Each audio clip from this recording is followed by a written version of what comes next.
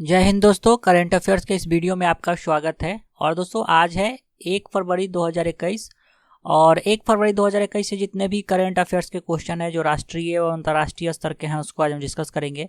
साथ ही दोस्तों इस वीडियो का अगर आप पीडीएफ डाउनलोड करना चाहते हैं तो हमारे टेलीग्राम चैनल से डाउनलोड कर सकते हैं। टेलीग्राम एप्लीकेशन में सर्च कीजिए हमारा बिहार एचवी और चैनल को ज्वाइन कीजिए। वहाँ पे आपको सारे दिन का पीडीएफ हिंदी और इंग्लिश दोनों लैंग्वेज में मिल जाएगा। साथ ही दोस्तों आप मंथली पीडीएफ भी डाउनलोड कर सकते हैं हिंदी और इंग्लिश दोनों लैंग्वेज में। और दोस्तों इस वीडियो के लास्ट में मैंने रिवीजन का 2 प्रश्न रखा है जिसका आंसर आप लोग को कमेंट बॉक्स में देना है, तो वीडियो लास्ट तक जरूर देखिए। चलिए शुरू करते हैं।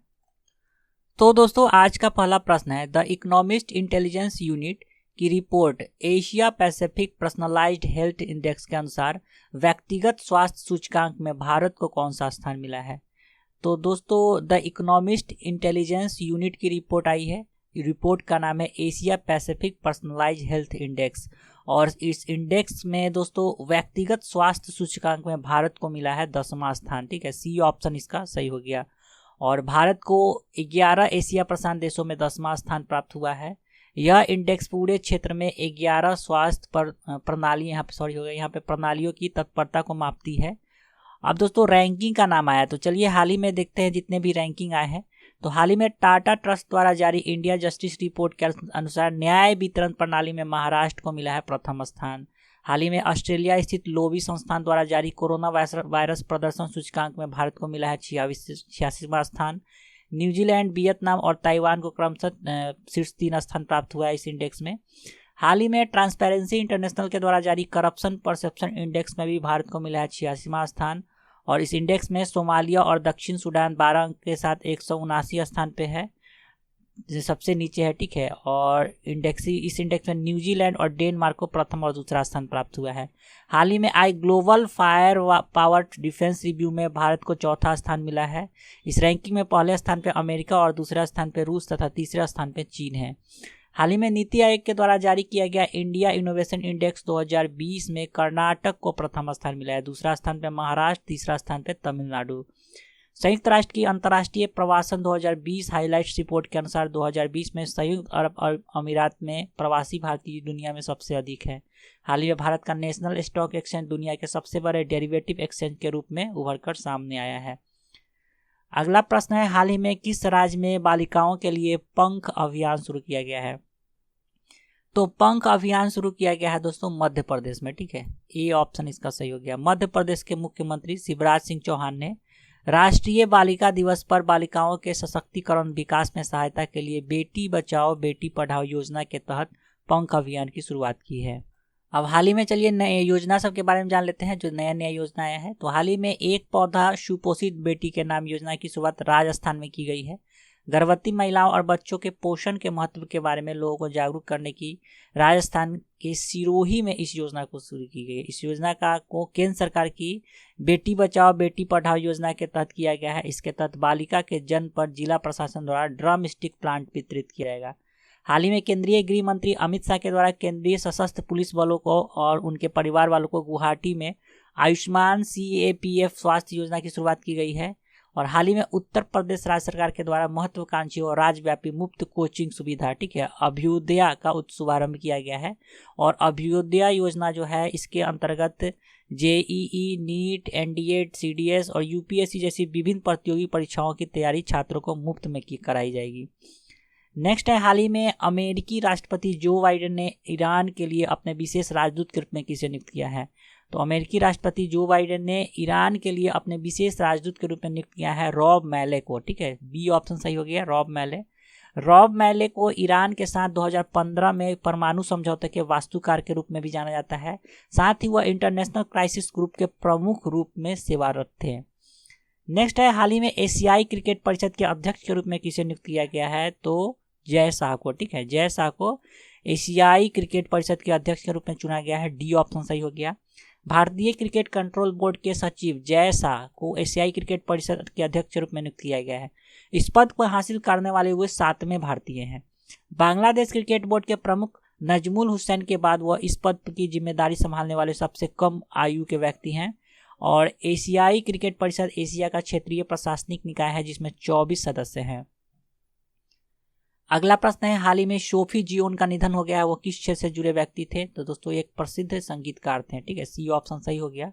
और ये ग्रैमी अवार्ड के लिए भी नामांकित थी और इनका हाल ही में निधन हो गया। नाम है सोफी जियोन। नेक्स्ट है, उत्तर भारत का पहला डॉग पार्क कहाँ स्थापित किया जाएगा? तो उत्तर भारत का पहला डॉग पार्क स्थापित किया जाएगा चंडीगढ़ में। ए ऑप्शन इसका सही हो गया। इसे 1.5 एकड़ में स्थापित किया जाएगा और 49 लाख रुपए इस पर खर्च किया जाएगा। तो चलिए उद्घाटन से जुड़े कुछ करेंट अफेयर्स देख लेते हैं, ठीक है। तो हाल ही में कारगिल में केंद्रीय पर्यटन मंत्री प्रहलाद सिंह पटेल के द्वारा 24 जनवरी 2021 को भारतीय स्कीइंग और पर्वतारोहण संस्थान की एक शाखा का उद्घाटन किया गया है। हाल ही में राजनाथ सिंह के द्वारा गैलेंट्री अवार्ड पोर्टल के नए संस्करण को लॉन्च किया गया है। हाल ही में एम वेंकैया नायडू के द्वारा APJ Abdul Kalam missile complex परिसर में एकीकृत हथियार प्रणाली डिजाइन केंद्र का उद्घाटन किया गया है। नेक्स्ट है, हाल ही में तमिलनाडु में किस व्यक्ति को समर्पित एक मंदिर का अनावरण किया गया है? तो जयललिता और एमजी रामचंद्रन, ठीक है, इन दोनों को समर्पित किया गया है एक मंदिर को। सी ऑप्शन सही हो गया, उपयुक्त दोनों। तमिलनाडु के मुख्यमंत्री के पलानीस्वामी और डीसीएम पन्नीरसेल्वम ने इस मंदिर का अनावरण किया। इस मंदिर में जयललिता और एमजी रामचंद्रन दोनों की प्रतिमाएं हैं। इस मंदिर को आम जनता के लिए खोल दिया गया है।